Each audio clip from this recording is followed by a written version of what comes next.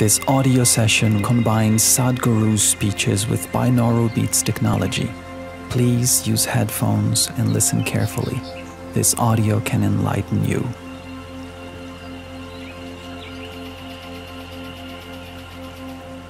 So it's not about being positive, negative.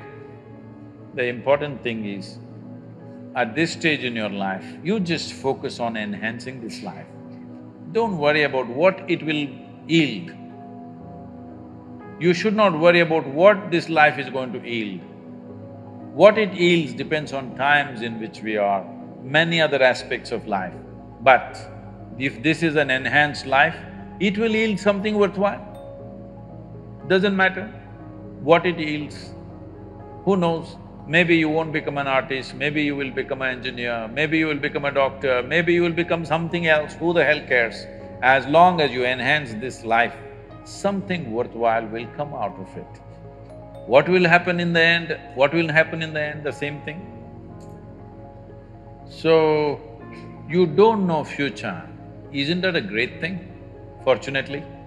Suppose you know your entire future, would you not want to commit suicide right now? Huh? Isn't it wonderful that in spite of all your brains, you can't figure what is next moment? Hello? Isn't it wonderful? Have you ever seen a suspense thriller movie? Have you?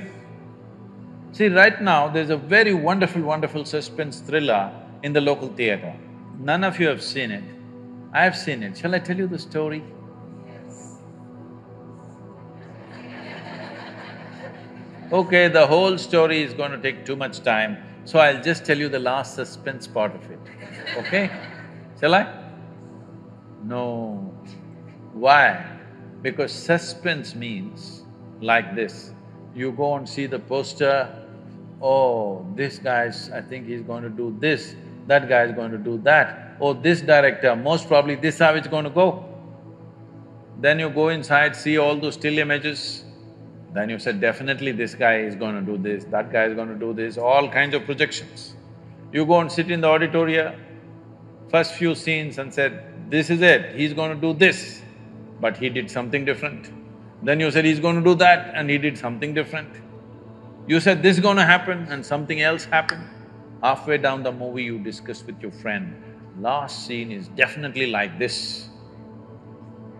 When the last scene came, something totally different happened. Then you come out and say, wow, what a wonderful movie. Yes? You went there, sat, you saw the first scene and you said, this is what is going to happen, and that's what happened in the last scene, as it happens in most movies. Then you come out and said, this is no good, isn't it? So essentially what you're saying is, if all your predictions go wrong, it's wonderful. If all your predictions come true, it's no good. Then I'm asking, what's wrong with your life? Your life is fantastic. You can predict whatever, it all goes wrong, goes wrong, goes wrong. Wonderful, wonderful, wonderful. Only problem is, you lost your ability to enjoy the suspense, that's your only problem. Yes? You want to know the end. You're a match fixer. Yes, you're a match fixer. You want to know the end before you play the game. Match fixer or no? See, the way the question is asked and also the way normally it's addressed is, people think there is something called as negative thought and positive thought. They want to remove the negative thoughts and have only positive thoughts. For such people, I would ask them to just experiment for 10-15 seconds. Let them forcefully remove one thought from their mind. For example, next 10 seconds, just don't think of a monkey. Try not to think of a monkey for next 10 seconds. You will see you will be full of monkeys. So what I'm saying is, this is the nature of your mind, because in this mind, all the three pedals are throttle. There is no brake, there is no clutch. Whatever you touch, it will only go faster. In this kind of mind, people have been taught from moral teachers and religious teachers, do not think about bad things. Well, since then it's been a full-time job. So there is no way you can handle the mind like this. This doesn't need any great enlightenment. If you spend 2 minutes with your eyes closed, you will realize you cannot do anything forcefully with this mind. So, I want to remove negative thoughts. Do not ever go in this direction because what you want to remove will become your quality. Always you will be on it. So what should I do? The thing is this, without understanding the fundamental mechanism of this mind, because our mind, human mind, is the most sophisticated computer on the planet. Even all the supercomputers have come out of this. When this is the case, is it not important that we understand the mechanics of how it functions? One simplistic aspect of how it functions is, there are no subtractions and divisions in our mind. There is only addition and multiplication. If you try to do something with it, it will say one more. If you try hard, it will multiply into many more. In this mind, you don't try to identify what is positive, what is negative and try to remove it. First of all, one needs to understand, this mind of yours, this body of yours is supposed to serve you. The life that you are is important. Body and mind are vehicles that must serve us. If you sit in a vehicle, it must go where you want to go. If it goes to its own destination, what is the point of such a vehicle? It's just a nuisance. Right now, most human beings are unfortunately experiencing this fantastic possibility of human mind as a nuisance, as a troublesome thing. Well, this is the most beautiful thing you have. It's just that you need to pay little attention as to how it functions. One simple thing is this. First and foremost process is, that's why we put out this process called Isha Kriya. This is to distance yourself from your physiological and psychological process. There is something called as you which exists. This is not a composite of all your thoughts and emotions and physiological processes. Beyond that, there is you. If you close your eyes, even if you cannot see anything, you're still there. It is through the window of your eyes that you're looking out, but if you close your eyes, it doesn't mean that you don't exist, you still exist. So beyond your thought, you still exist, beyond your emotion, you still exist. So that you, the life that you are, this has to come into your experience. Why is it that you're not allowing that to come into your experience, which is the most significant aspect of who you are? Who you are right now, the most significant aspect is, you and me are alive right now, this is it. What I'm thinking, what you're thinking is not the important thing. We are alive right now, that is the important thing. So, it is important that you focus on this fundamental sense of aliveness within you, and then you will see there is a natural distance between you and your thought process. Once there is a distance between your psychological process and your physiological process, this is the end of suffering. Because there are only two kinds of suffering that human beings go through, physical suffering and mental suffering. Once you create a little space between you and your mind, between you and your body, this is the end of suffering. This is something every human being has to experience and know, otherwise thinking I will just remove negative thoughts and I will have positive thoughts, all the best, it's not going to work 100%, it's not going to work because nobody can remove it, they can avoid it for some time. So when negative thoughts come, you say Ram Ram, Shiva Shiva, whatever you want, but this is just avoiding, it's not gone. The moment you stop that, it will pop back with great force, otherwise it'll come back in your dreams. So it's very important, first of all you need to understand your anger, your resentment, your fear, your anxieties, the negativity that you generate. Generally resentment, anger, it is always directed towards somebody. But we need to understand this is poisons that we are drinking and expecting somebody else to die. Fortunately, life doesn't work like that. If I drink poison, I die. If I drink poison, you don't die. So, we need to understand this. When I say poison, today you can have yourself chemically analyzed. Right now, what is your blood work, what it says? 5 minutes of intense anger, check your blood work and see, there will be lots of negative elements in it, literally you're poisoning yourself. So, do you want to poison yourself? Definitely not.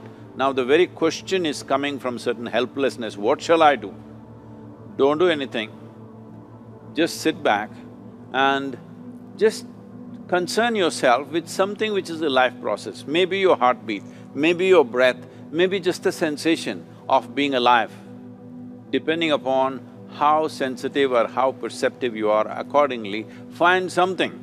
It could be a sensation in the body, it could be breath, it could be heartbeat, it could be anything, something which indicates life to you. Just pay attention to that for some time. Slowly you will see there is a distinction between what is you and what you have gathered, which includes both your physiological and psychological possibility or mess, whatever you made out of it. Say, how to address the larger issues of my life. There are no large issues in your life. What is the large issue that you're talking about? It is just about what job to take, which girl to marry, that about covers it. Where to go for vacation, whether to get married or not get married, These are the things, isn't it? These are not large issues, these are little things in your life. Yes, oh, is it just a small thing whom I get married to? I'm not saying it's a small thing, but as an issue, it's a small issue, little issue. As a consequence to your life, yes, it has many things. But this is something that human beings have done for millions of years. We have enough experience on these things, isn't it? We know that whatever job we take, whoever we marry, it is just the way we make out of it. Every experience of life, you can make it an enriching experience. Every experience in your life, you can make a curse out of it. See, there is nothing wrong in your job, whatever job you're doing. There's nothing wrong getting this job, there's nothing wrong in losing this job. There's nothing wrong in getting married, there's nothing wrong in getting divorced. There's nothing wrong in not getting married. There is nothing wrong in anything, there's nothing wrong in this or that. But it is just that you make misery out of it, that's wrong. If you do this, you make misery out of it. If you do that, you make misery out of it. That's what is wrong with you. So you got married, is it wrong? That's not the point. There's nothing wrong with it. You did not get married, is it wrong? No, there's nothing wrong with it, that's wonderful too. You got divorced, is it wrong? No, that's also wonderful. It is just that you make misery out of everything, that's what is wrong. You just address that one issue, everything will be settled. That's what we are looking at. How not to make misery out of everything. If this one thing is settled, everything is settled, isn't it? Yes? If you know how to walk through this world joyfully, through marriage and divorce and celibacy and everything, if you know how to walk through this joyfully, what is the problem? Whatever you do is beautiful, isn't it? Next, if you don't even know how to be happy, don't have such goals as realization. They are very far away from you.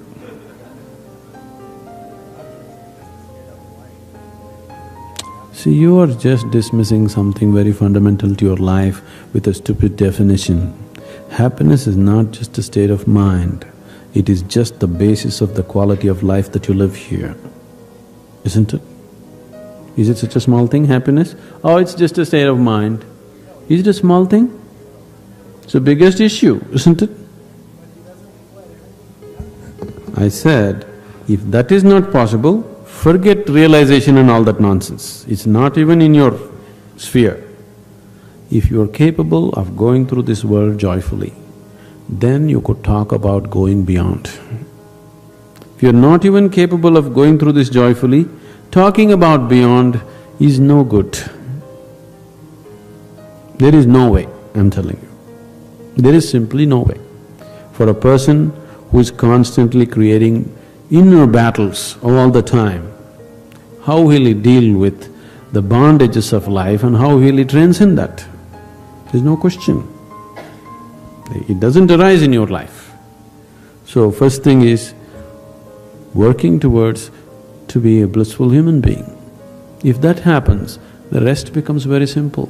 Because a blissful human being, once your happiness is not at stake, anything that's needed you will do, isn't it?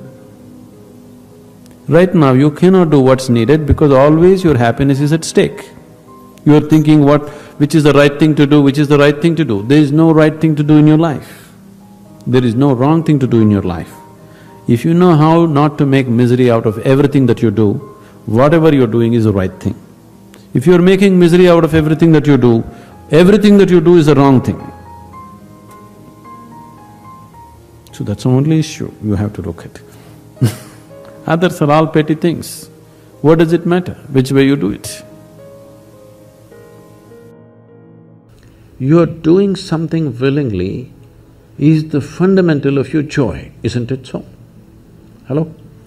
However simple or stupid or idiotic activity it is, I am doing something willingly makes a world of difference, isn't it so? Hello? Yes. The difference between heaven and hell is just this. You're doing something willingly, that's your heaven. You're doing something unwillingly, that's your hell. We have already taken on attitudes, what we like and what we don't like. I like this person, I don't like this person. Now with this person I will do things willingly, with this person I'll do things unwillingly. This may be two people, two aspects of life, two communities, two nations, two many things. This I will do willingly, this I do unwillingly. This means I've decided in my mind this is good, this is bad. When I hear even on national news channels, good guys and bad guys, it just… once you have this kind of thing, you are going to be disastrous to the planet, it's just a question of time. The moment you decide, this is a good person, this is a bad person, this has gone deep into American society. No, there are no good people and bad people. Everybody is oscillating between the two. If you create a very pleasant, wonderful atmosphere, everybody behaves wonderfully. If you create an unpleasant atmosphere, a whole lot of people act nasty. Yes or no? There are joyful people and miserable people, but there are no good people and bad people. The moment we think we are good, we are entitled to destroy the bad, isn't it? Yeah. Oh, we've been destroying a lot of people for a long time. Time to stop that because human beings are in different levels of experience and understanding, variety of people. Anybody who is not like you is obviously bad, isn't it? Isn't it so? Those who are not like me must be bad people. Because the basis of goodness and what you think is goodness is decided by you. No, you have no business to do that. Willing means this, I'm just willing. I'm 100% yes to life. I am not yes to this one, no to this one, no. I am just yes and yes to life. If you are 100% yes to life, you are a volunteer. Oh, that's beautiful. You have become a willing life. You have become so willing that you have no will of your own. People ask me, Sadhguru, how do you operate with all these people? All kinds of horrible questions they're asking, they're doing this, they're doing that. I said, my life is not about them, it's about me. It's about how I am. It's about me. It doesn't matter how they are, that's their choice. But how I am is my choice, this is my way. No matter what they do, I'm like this.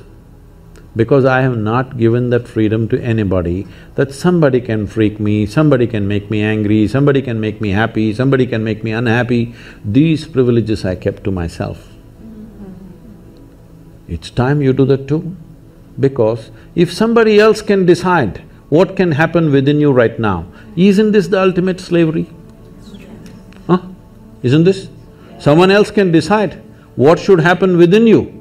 What happens around you, of course, so many people decide. What happens around us is not 100% ours. But what happens within me must be my making, isn't it? Right now, just about anybody can freak anybody because they're not volunteers, they're unwilling. Volunteering means you have no will of your own, you can do whatever is needed. You know, we are a volunteer organization, this means all kinds of people. Most of them are not qualified for the jobs that they're doing. And I cannot fire them because they're volunteers.